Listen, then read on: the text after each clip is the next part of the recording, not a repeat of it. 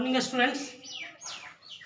शून्य को हम लोग समझ चुके हैं, तो आज हम लोग ग्राफ देखेंगे कि बहुपद का ग्राफ कैसे खींचा जाता है और ग्राफ और शून्यक में क्या संबंध है वो हम जानेंगे। ग्राफ खींच करके हम कैसे शून्य ज्ञात कर सकते हैं और शून्यक से हम कैसे समझ सकते हैं कि उसका ग्राफ कैसे होगा, वो चीज़ आज हम देखेंगे। सबसे पहले मैं एक छोटा सा बहुपद से स्टार्ट करना चाहूँगा। हम यहाँ पर लिखते हैं x + 2। x + 2 का मान कितना हो? अगर कोई पूछे कि इसका मान इस दोनों को जोड़ेंगे तो कितना होगा, अगर हम x के जगह पर 1 रख दें तो कुछ तो आएगा। x की जगह पर अगर हम 1 रखते 2 और 1 3 आ गया, 2 और 1 3 हो गया। लेकिन x के जगह पर हम 1 ही क्यों रखें? x है वहाँ पर तो हम कुछ भी रख सकते हैं, ये चर राशि है, नियत तो है नहीं कि x का मान 1 ही होता है इसलिए हम 1 ही रखेंगे, ऐसा तो कुछ होता नहीं है। फिर हम 1 ही क्यों रखें? इसका मतलब ये हुआ कि यहाँ पर कुछ भी आ सकता है। कुछ भी का मतलब पता नहीं, नियत नहीं है, और जो नियत नहीं होता है उसी को हम कहते हैं चर राशि। इसका मतलब है कि इतना बराबर कोई ना कोई हम चर राशि ही लिखेंगे, ABCD कोई भी लिख देंगे। तो x है तो x के साथ जनरली y का प्रचलन है, इसलिए हम यहाँ पर लिखेंगे y। यानी x में अगर हम 2 जोड़ें तो y आएगा, हम ऐसा जनरली बोल सकते हैं। तो y बराबर हो गया x + 2। जब ग्राफ की बात आएगी तो हमें ऐसा करना पड़ेगा। तो y बराबर हो गया x + 2। इसका हमें है ग्राफ खींचना। सबसे पहले ग्राफ के लाइन को हम देख लेते हैं। ग्राफ के लिए कुछ ऐसा लाइन खींचा जाएगा, एक क्षैतिज एक ऊर्ध्वाधर। जो क्षैतिज होता है उसको x अक्ष कहते हैं। x अक्ष x डैश, y डैश, इसको y अक्ष बोलते हैं।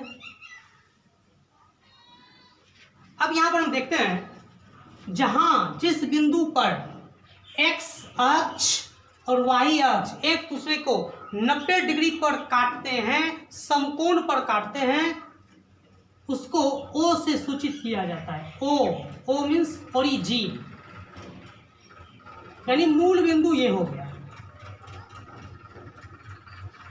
मूल बिंदु 9th में आप ग्राफ पढ़े होंगे, अगला चैप्टर में भी फिर हमें ग्राफ पढ़ना ही है। इसका जो निर्देशांक होता है वो निर्देशांक होता है 0 0। ये बिंदु यानी यहाँ का जो निर्देशांक होगा वो 0 0, यानी x का भी मान 0, y का भी मान 0। अब यहाँ से देखते हैं तो 0 के दाईं तरफ x अक्ष पर धनात्मक मान होता है, यानी प्लस। x नहीं, ये मूल बिंदु जो है, ये मूल बिंदु के ऊपर जो लाइन है y अक्ष, यहाँ भी धनात्मक मान को रखा जाता है। अब ये मूल बिंदु के बाईं ओर, मूल बिंदु के बाईं ओर, तो मूल बिंदु के जो बाईं ओर है यहाँ पर ऋणात्मक मान को रखा जाता है। फिर मूल बिंदु के नीचे ऋणात्मक मान को ही रखा जाता है। इस प्रकार से हम ये जान गए हैं कि कहाँ किस अक्ष पर कौन सा मान होगा, प्लस में होगा या माइनस में होगा, ये हम जान चुके हैं। तो इस प्रकार से हम देखते हैं 4 पार्ट हो गया है, इस अक्ष का एक 4 पार्ट हो गया है। तो इसको बोलते हैं प्रथम चतुर्थांश, यानी ये एक पार्ट है, इसका 4 भाग में हमने बांट दिया। तो चौथा हिस्सा चतुर्थ अंश, अंश मतलब हिस्सा होता है, तो चतुर्थ अंश यानी चतुर्थांश। पहला चतुर्थांश, दूसरा चतुर्थांश, तीसरा चतुर्थांश और चौथा चतुर्थांश, 4 हिस्सा में बट गया है। हमको ग्राफ खींचना है। तो ग्राफ खींचने के लिए हम क्या करेंगे, तो यहाँ पर हम देखते हैं कि कुछ मान निकालना। जैसे हम यहाँ पर लिख लेंगे, हमको कहा कि x + 2 का ग्राफ खींचिए। x + 2 का खींचना है, हम क्या करेंगे, माना y बराबर x + 2। हमने y बराबर क्योंकि x + 2 को जब जोड़ेंगे तो कुछ तो मान प्राप्त होगा। पता तो नहीं है कि कितना प्राप्त होगा, और जब नहीं पता है तो इसका मतलब चर राशि हम यहाँ पर रखेंगे। अब यहाँ पर देखिए, तो यहाँ पर हम अपनी मर्जी से कोई भी मान रख सकते हैं और उसके अनुसार देखेंगे क्या मान है। यहाँ पर लिखते हैं कि जब x बराबर 1 तब y क्या हो जाएगा। अगर x को हम मान लें कि 1 है, चले 1 है, तो x की जगह पर 1 रखेंगे। x का मान 1 है, इसमें x के जगह पर 1 आ जाए तो क्या है, x की जगह पर 1 आ जाएगा, x हट जाएगा, 1 आ जाएगा, 1 और 2 3, यानी y बराबर हो जाएगा 3। लेकिन ये जरूरी नहीं कि हम 1 ही रखें, ये तो चर राशि है तो वहां पर कुछ भी आ सकता है, तो कुछ भी हम चलिए 2 रख लेते हैं। जब x की जगह पर हम 2 रख दें तब y कितना आ जाएगा, तो 2 + 2 बराबर 4 आ जाएगा। यहाँ पर ऐसे में लिख लेंगे y बराबर 1 + 2 बराबर 3। 2 मान काफी है फिलहाल। यहाँ हम देखते हैं x और y। जब x का मान हम 1 रखें तो y का मान आया 3, जब x का मान 2 रखें तो y का मान आया 4। 2 मान यहाँ पर काफी है। जब एक घातीय बहुपद हो तो एक घातीय बहुपद के लिए सिर्फ और सिर्फ 2 मान ही निकालना है। अब हम देखते हैं यहाँ, तो ये सबको हम मिटा लेते हैं एक बार।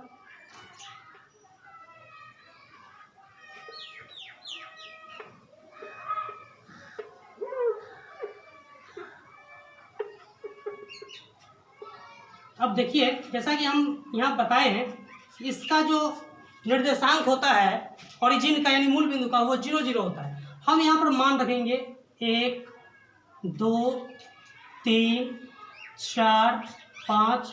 हम बताएं यहाँ पर माइनस में होता है, -1 -2 -3 -4। इधर भी माइनस ही होता है, 0 के बाईं तरफ माइनस होता है, यानी 0 यानी 0 0 निर्देशांक है इसका मूल बिंदु का। -1 -2 -3 -4 1 2 3 4।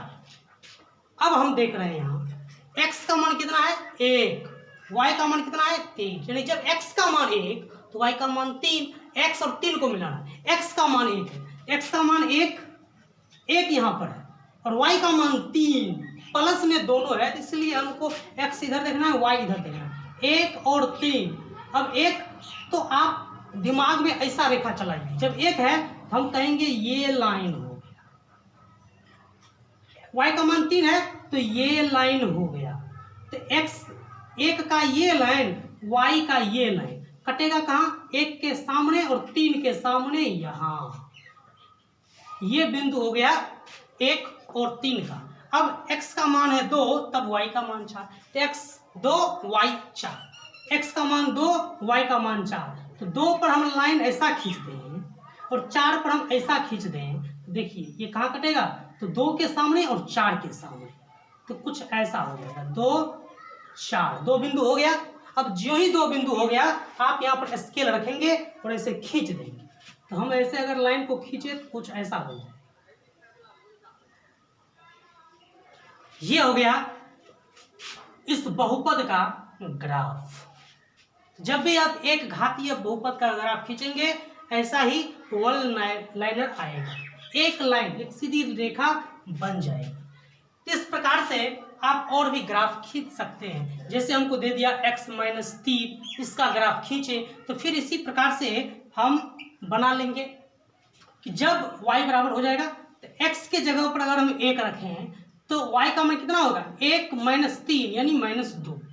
जब x के जगह पर हम 2 रख दें तो y का मान कितना रहेगा, 2 - 3 -1, 2 ही मान काफी है। जब एक घात दे, एक घातीय बहुपद के लिए 2 मान काफी है। तो x का मान 1, y का मान -2, हम इसका देख रहे हैं अभी।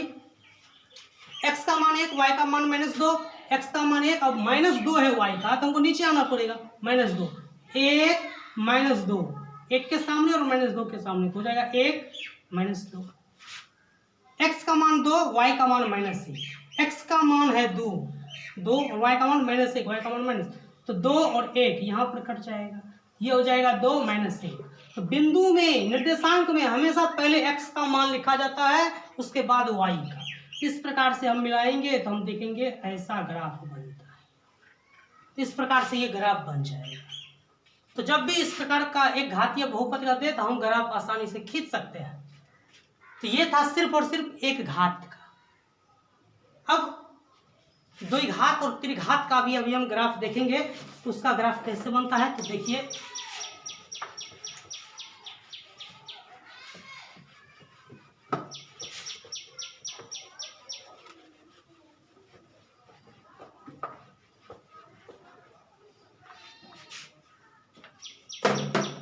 अब हम द्विघात पर आते हैं। एक घात का तो बहुत आसान था कि ऐसे एक एक एक्स के जगह पर रखते जाएंगे और मान हमारा निकलता जाएगा। लेकिन द्विघात कैसे निकालेंगे, इसके लिए देखिए हम क्या करते हैं। यहाँ पर दिया है कि x² - 4x + 3 की इसका ग्राफ खींचिए।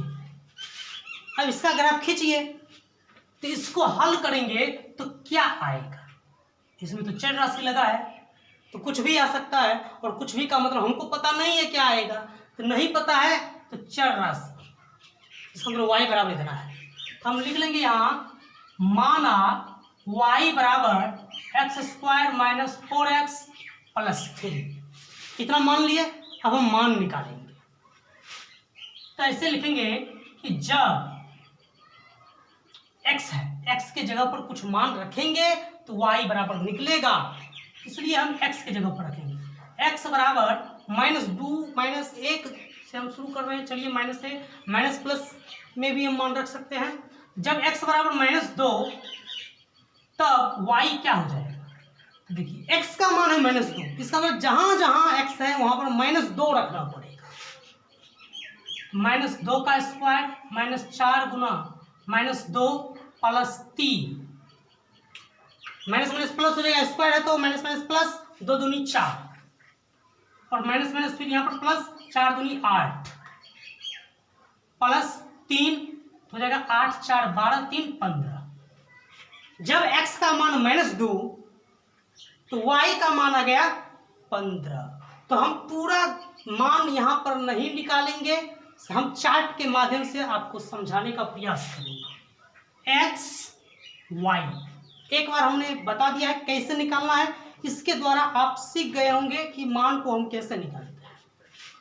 जब x का मान -2 तो y का मान हम देख रहे हैं 15। लेकिन जब x का मान हम -1 रखेंगे तो y क्या है।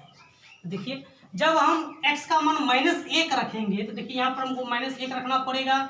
-1 का स्क्वायर -4 गुना -1 + 3, तो minus minus plus 1 minus minus plus 4 इकाई 4 3 4 3 7 1 8। जब x का मान -1 तो y का मान आ जाएगा 8। अब 0 रखते हैं, जब x की जगह पर हम 0 रखेंगे तो 0 का स्क्वायर -4 गुना 0 + 3, ये तो 0 बन जाएगा और 0 + 3 बच गया ऐसे। जब x का मान 0 तो y का मान आ जाएगा 3। अब हम 1 रख के देखते हैं। जब x का मान 1 रहेगा, 1 इकाई 1 -4 इकाई 4 + 3, तो 3 1 4 दोनों प्लस में है तो 4 और -4 0। जब x का मान 1 तो y का मान हो जाएगा 0। फिर देखते हैं अगर हम यहाँ पर 2 रख दें, x का मान 2 तो 2 दूनी 4 माइनस तो माइनस 4 दूनी 8 + 3 4 3 7 -8 बराबर -1। 2 अगर रखते हैं तो -1 आता है। चलिए इतना मान काफी है, 5-6 मान आप निकाल लीजिए, आराम से हिसाब बन जाएगा। तो चलिए अब इसका ग्राफ हम खींच करके देखते हैं कि क्या इसका भी ग्राफ एक सीधी रेखा आती है। जैसा कि हमने देखा कि एक घातीय बहुपद का जब हमने ग्राफ खींचा तो हमने देखा कि एक सीधा लाइन बन जाता है।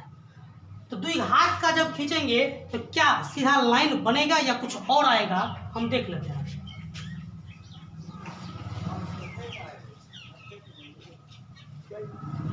चलिए हम यहाँ पर बताएं कि 0 0 1 2 3, हम देखिए सबसे बड़ा मान जो है वो 15 तक आया है। ये y का मान है 15 तक। 4 5 6 7 8 9 10 1 2 3 4 5 6 7 8 9 10 11, 12, 13, 14, 15। y का मान 15 तक गया इसलिए हमने 15 रखा है। y dash x dash. फिर हम देखते हैं x का मान माइनस में कहाँ तक है, तो माइनस में बस 2 तक ही है। -1, -2, -3, -4 काफ़ी है। y का मान माइनस में -1 ही तक है, तो हम ज़्यादा नहीं लेंगे मान। अब इसका हम ग्राफ खींचेंगे। द्विघात है, हमने मान निकालना बता दिया हूँ, बस इसी के जरिए सब मान निकालेंगे। 5-6 मान निकालेंगे, उसी पर ये द्विघात बन जाएगा।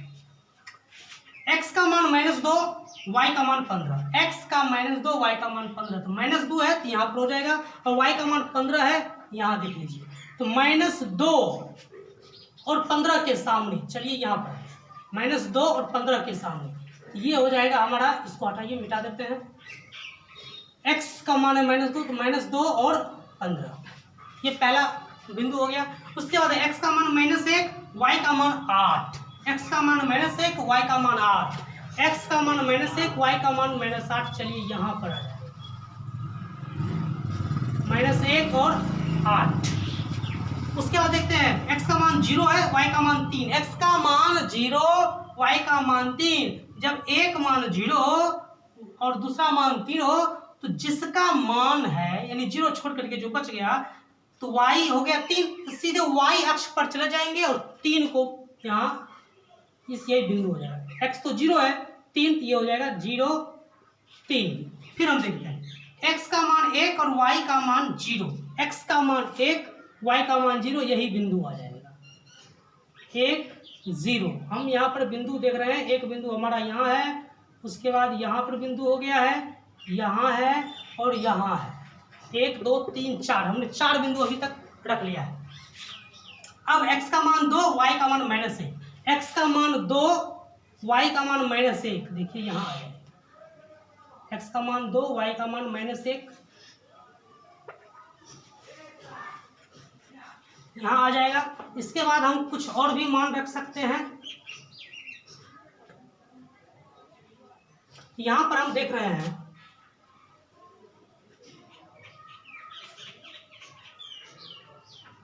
कुछ ऐसा आ गया है, अभी तक ऐसा आ गया है। इसके बाद हम कुछ और भी मान रख के देख लेते हैं। जैसे अगर हम मान लीजिए 3 रखते हैं, 3 तिहाई 9 माइनस 4 तिया 12 प्लस 3 रखते हैं, 3 तिहाई 9, 4 तिया 12 प्लस 3, तो 9 3 12, 0 हो जाता। यहाँ पर अगर हम 3 रख दें तो 3 तिहाई 9, 4 तिया 12, 9 3 12, ये 0 हो जाता। हम यहाँ पर अगर 3 भी रखते हैं, 3 और 0, x का मान 3 और y का मान 0, ये आ जाएगा 3 और 0। इसके बाद अगर हम 4 रख देते हैं मान, तो 4 चौके 16 माइनस 4 चौके 16 प्लस 3, तो 16, 4 चौके 16। यहाँ पर देखिए 4 रख रहे हैं, 4 चौके 16 माइनस 16, ये 3 बचेगा। अगर 4 है तो ये 3 हो जाएगा। अगर x का मान 4, तो y का मान हो जाएगा 3। x का मान 4, y का मान 3, x का मान 4, y का मान 3, यहाँ पर आ जाएगा 4, 3। अगर हम x का मान 5 रख दें, x का मान 5 रख दें, तो देखिए 5 25, 4 5 20 प्लस 3, तो 25 3 28, 28 में से 20 जाएगा, 8 बचेगा। तो x का मान अगर 5 है तो y का मान 8 आ रहा है। 5 और 8 के सामने यहाँ आ जाएगा 5 और 8। अब हम इसको मिलाते हैं, ऐसा बन रहा है। मतलब साफ है कि ये ग्राफ कुछ ऐसा बन रहा है। तो यहाँ पर हमने देखा था कि 5 मान से हो जाएगा, लेकिन 5 मान से यहाँ पर हम देख रहे नहीं बना था, कुछ मान को हमें और आगे बढ़ाना पड़ा। हो सकता था कि हम यहाँ पर 1 2 नहीं रख करके कुछ बड़ा मान रख दे, तो हो सकता था कि हम बढ़ा सकते थे। तो यहाँ पर कोशिश कीजिए कम से कम 2 2 4 2 6 2 8 7 8 मान निकाल करके देख लीजिए। तो इस प्रकार से हम देख रहे हैं कि जब द्विघात बहुपद का ग्राफ हमने खींचा तो कुछ ऐसा बन गया। यहाँ पर हम देख रहे हैं कि ये ग्राफ जो है एक्स अक्ष को 2 बार काट रहा है, 2 बार काट रहा है।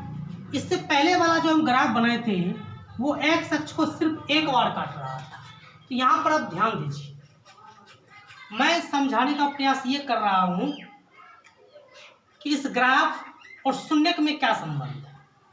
कल हमने देखा कि जैसे x + 2 का अगर कहीं शून्यक निकालने के लिए तो हम ऐसे निकाल देते हैं, हो गया शून्यक एक शून्यक हो।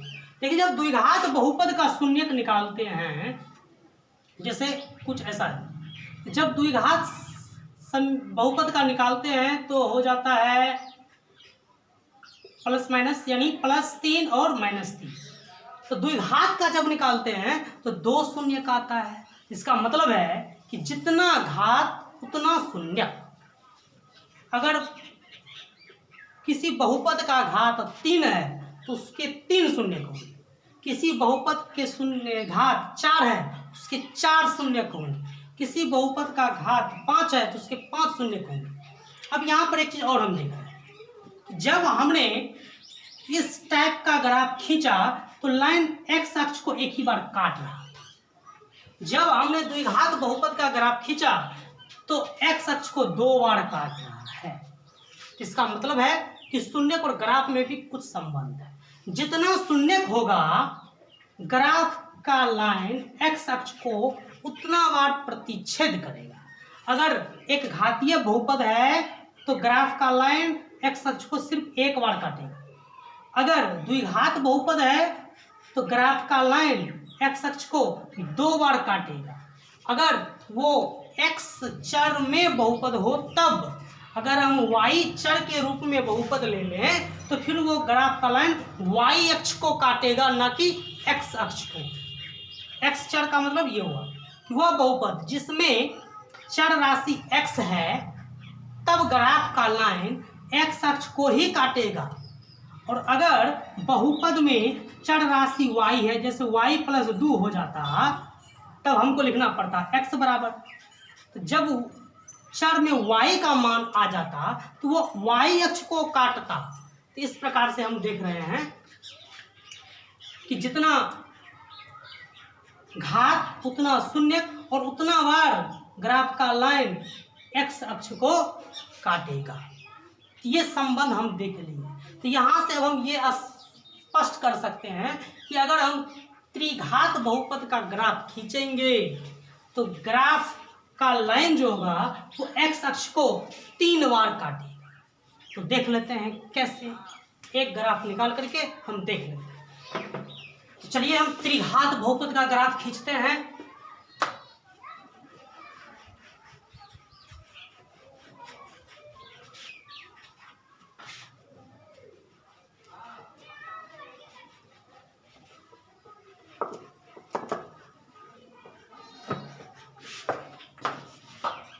अब यहाँ पर हम देख रहे हैं त्रिघात, तो बहुपद है x³ - 4x।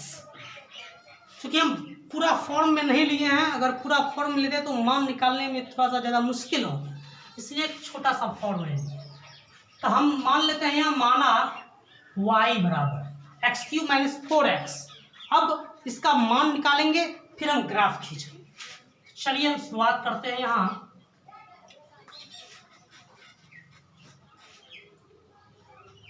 तो जब x बराबर -3 रख लेते हैं, -3, तब y क्या हो जाएगा।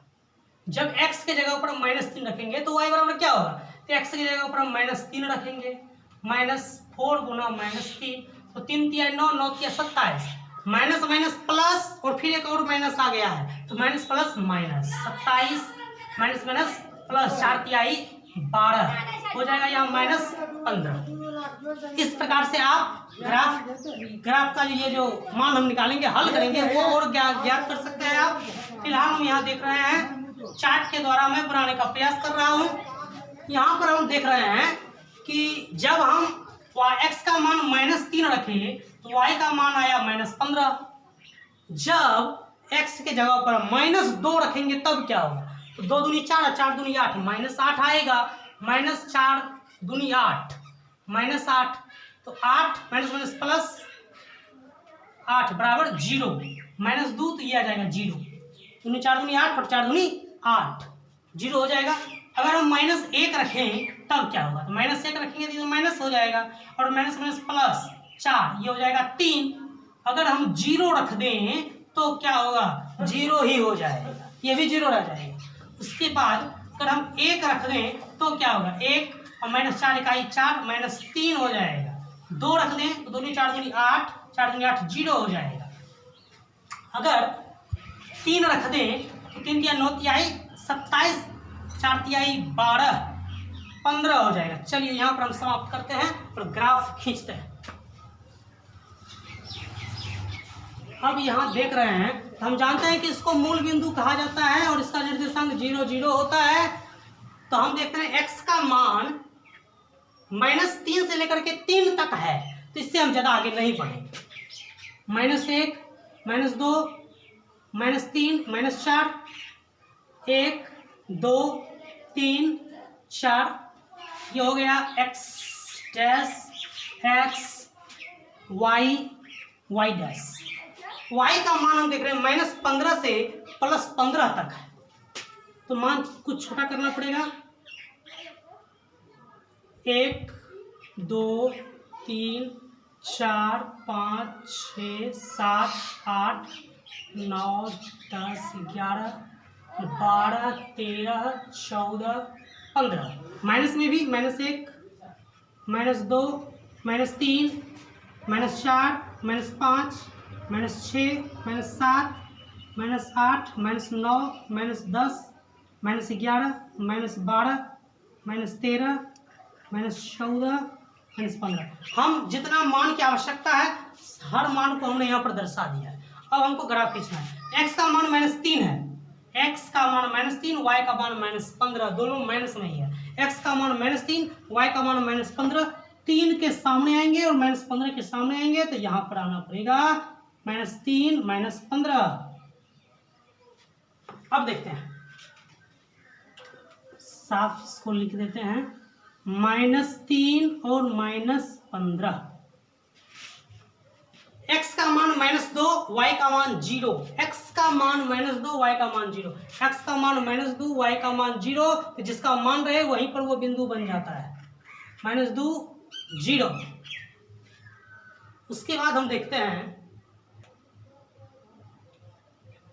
x का मान -2 हो गया, y का मान 0, ठीक है। x का मान -1, x का मान -1, y का मान, x का मान -1, तो y का मान यहाँ हो गया 3।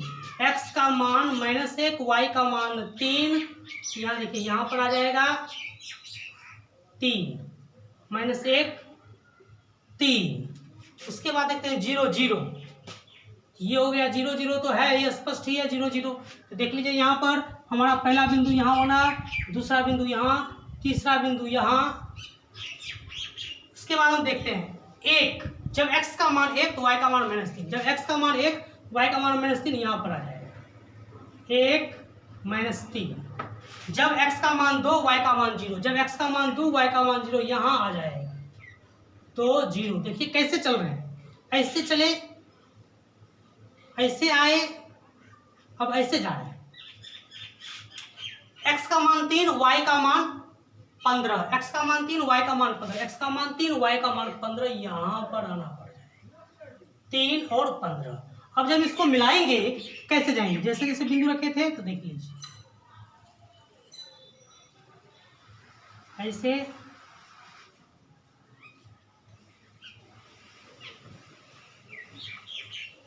यहाँ पर हमारा ग्राफ ऐसा हो गया। यहाँ पर हम देख रहे हैं x अक्ष को कितना बार काटना, 1 2 3, तो ग्राफ का लाइन जो है वो x अक्ष को 3 बार काट चुका है। इसका मतलब जितना घात उतना शून्यक और उतना बार ग्राफ का लाइन x अक्ष को काटेगा। कब, जब बहुपद में जो चर हो वो x हो। अगर बहुपद में चर y हो जाएगा तो फिर यही लाइन y अक्ष को 3 बार काटेगा, ये ध्यान रखना है यहाँ पर। तो इस प्रकार से हमने देखा कि एक घातीय बहुपद का ग्राफ कैसे खींचा जाता है, द्विघात बहुपद का ग्राफ कैसे खींचा जाता है, और त्रिघात बहुपद का ग्राफ कैसे खींचा जाता है। तो इस प्रकार से आप भी विभिन्न प्रकार के सवालों को हल कर सकते हैं। तो यहाँ से हमने 3 चीज़ों को देखा, पावर यानी घात, उसके बाद शून्यक और ग्राफीय रेखा का प्रतिच्छेद बिंदु। तो बराबर मैंने इसलिए दिया है कि जितना घात होगा उतना ही उसका शून्यक भी होगा, और ग्राफ का रेखा जो होगा वो उतना ही एक्स अक्ष को उतना ही बिंदु पर वो काटेगा भी। तो ये हमेशा ध्यान में रखना है। चलिए कुछ और इम्पोर्टेंट चीज को हम यहाँ पर देखते हैं।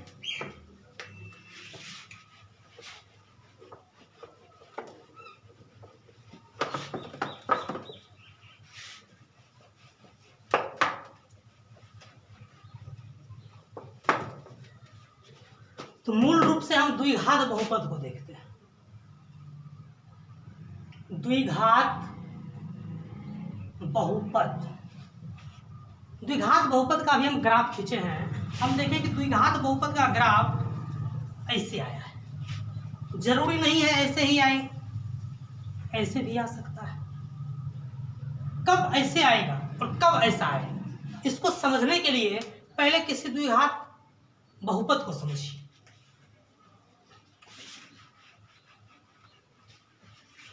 यहाँ हम देखते हैं द्विघात बहुपद का मतलब हुआ, जैसे हम कोई भी उदाहरण लेते हैं, 2x² प्लस 5x प्लस 3, ऐसा कोई बहुपद है। माइनस में भी रख सकते हैं, कोई दिक्कत नहीं है। ऐसा कोई बहुपद है जिसमें 3 पद हैं। हम कल बताए पदों की पहचान उसके चिन्हों प्लस और माइनस के आधार पर होता है।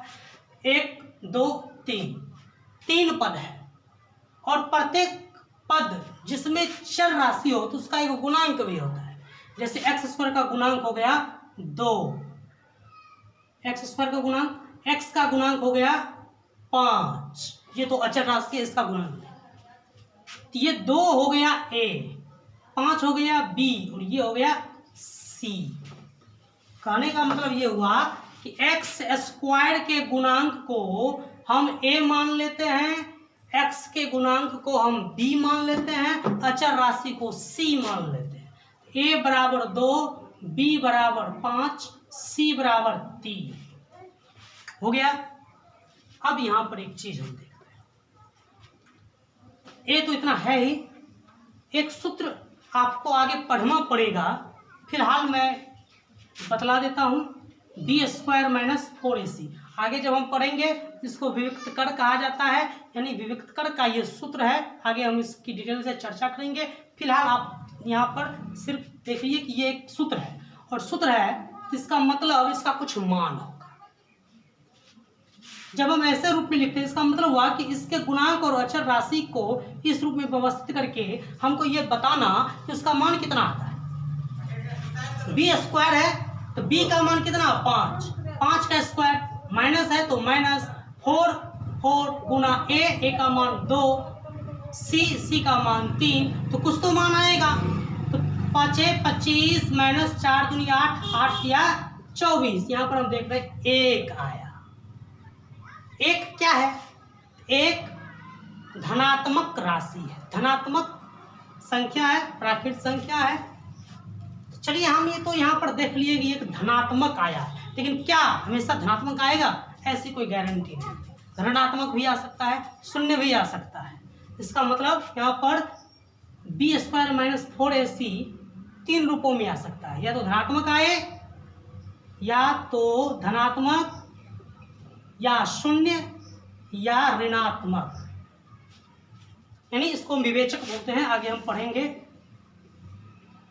विविक्त कर या विवेचक। यो विवेचक जो है वो धनात्मक हो सकता है, या शून्य हो सकता है, या ऋणात्मक हो सकता है। तीनों प्रकृति इसमें समाहित है। इस प्रकार से ये चीज अगर समझ गए हैं तो फिर हम आगे बढ़ सकते हैं कि ऐसा प्रत्येक द्विघात बहुपद से हम ऐसा निकाल सकते हैं, कुछ मान आएगा, और ये मान जो होगा द्विघात बहुपद का वो ये तीनों रूपों में हो सकता है। तो ये हम यहाँ पर देख लिए।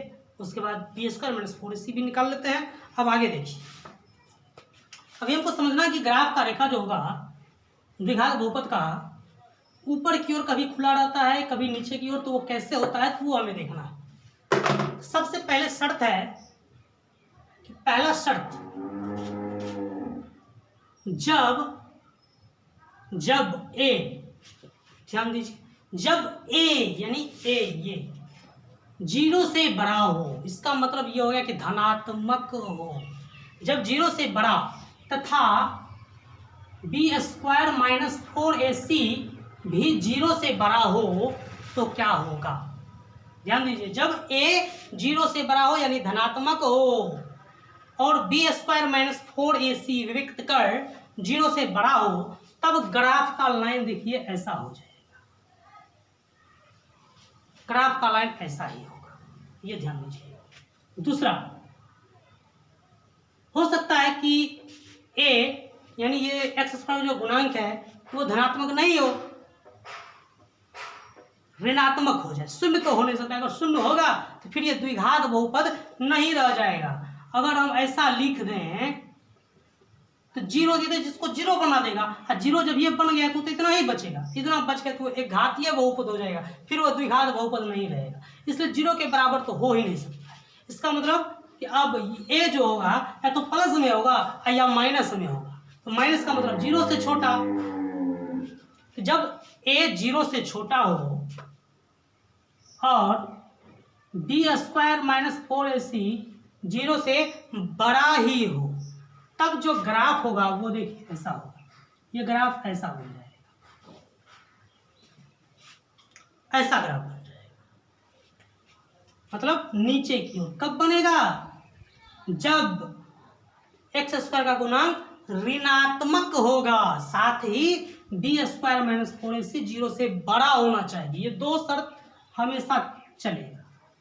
जब एक्स स्क्वायर का गुणांक धनात्मक होगा और बी स्क्वायर माइनस 4ac 0 से बड़ा होगा, यानी इस सूत्र से जो मान ज्ञात करेंगे वो 0 से बड़ा होगा, तो ग्राफ ऊपर की ओर खुला रहेगा। ऐसा ग्राफ बनेगा जब a का मान यानी एक्स स्क्वायर का गुणांक a से छोटा 0 से छोटा होगा, यानी ऋणात्मक हो जाएगा, और बी स्क्वायर माइनस 4ac 0 से बड़ा यानी धनात्मक ही रहे, तो ग्राफ नीचे की ओर घूम जाएगा, ऐसा बन जाएगा। उसके बाद देखिए आगे, अगर जब a 0 से बड़ा रहे, जब a 0 से बड़ा रहे तथा बी स्क्वायर माइनस 4ac 0 के बराबर हो जाए, तब ग्राफ कैसा होगा? देखिए, ग्राफ सिर्फ एक्स अक्ष को टच करके ऊपर की तरफ चला जाएगा, सिर्फ इसको टच करेगा। Y dash X dash X dash Y dash X dash X. यहां पर हम देख रहे हैं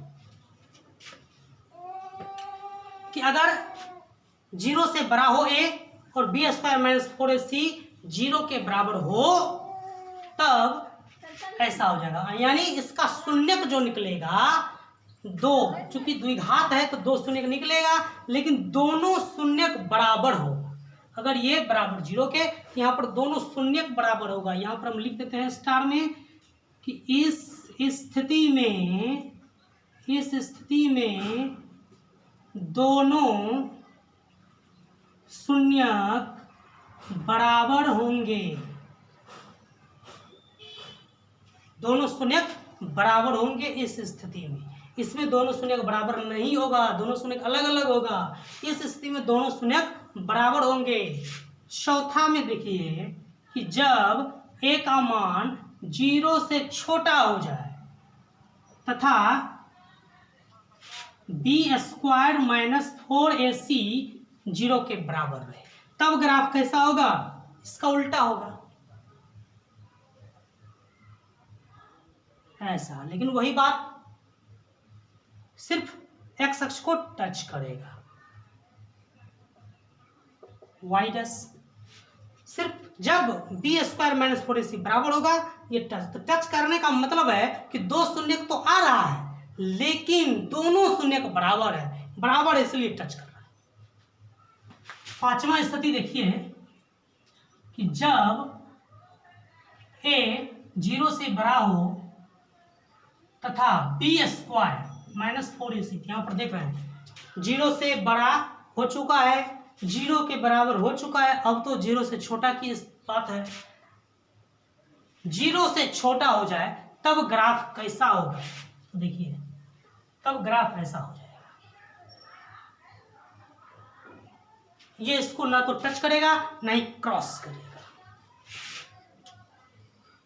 जब छठा स्थिति हो गया ये कि जब a 0 से छोटा हो तथा बी स्क्वायर माइनस 4ac 0 से छोटा हो, तब सिर्फ इसका उल्टा कर दीजिए, ऐसा ग्राफ हो जाएगा। इस स्थिति में भी ये एक्स अक्ष को टच नहीं करेगा। तो ये 6 स्थिति द्विघात बहुपद के लिए है कि अगर एक्स स्क्वायर का गुणांक 0 से बड़ा है और बी स्क्वायर माइनस 4ac 0 से बड़ा है तो ये ऊपर की तरफ बनेगा। इसका उल्टा अगर ए छोटा हो गया 0 से, ये 0 से बड़ा ही रहे तो नीचे की तरफ चला जाएगा। अगर a का मान 0 से बड़ा हो और बी स्क्वायर माइनस 4ac 0 के बराबर, जो ही बी स्क्वायर माइनस 4ac 0 के बराबर हो गया तो दिमाग में तुरंत ले आइए कि इसका दोनों शून्य का बराबर होगा, तो बराबर होगा, यहाँ पर दोनों शून्य का बराबर हो जाएगा। लेकिन जब a 0 से बड़ा होगा तो ये ऊपर की तरफ बनेगा और जब a 0 से छोटा होगा तो ये नीचे की तरफ बनेगा। और बी स्क्वायर चूंकि बी स्क्वायर माइनस 4ac 0 के बराबर है इसलिए सिर्फ कि एक्स अक्ष को टच करेगा। जब a 0 से बड़ा हो जाए और बी स्क्वायर माइनस 4ac 0 से छोटा हो जाए तब यहाँ पर देखिए ऐसी स्थिति उत्पन्न होगी और ऐसी स्थिति उत्पन्न होगी, यानी वो एक्स अक्ष को ना तो प्रतिच्छेद करेगा, ना काटेगा और ना ही उसको टच करेगा, इसलिए ऊपर चला जाएगा। इस प्रकार से हम देखते हैं कि ये 6 स्थिति द्विघात बहुपद के लिए उत्पन्न होता है। अगर हम ग्राफ खींचे द्विघात बहुपद का तो इसी 6 ग्राफ में से कोई ना कोई ग्राफ आएगा। अगर हम द्विघात बहुपद का ग्राफ खींचे तो उम्मीद करता हूं कि आज आप लोग ग्राफ अच्छी तरह से समझ गए होंगे। हम ग्राफ एक बार फिर तीसरे अध्याय में पढ़ेंगे।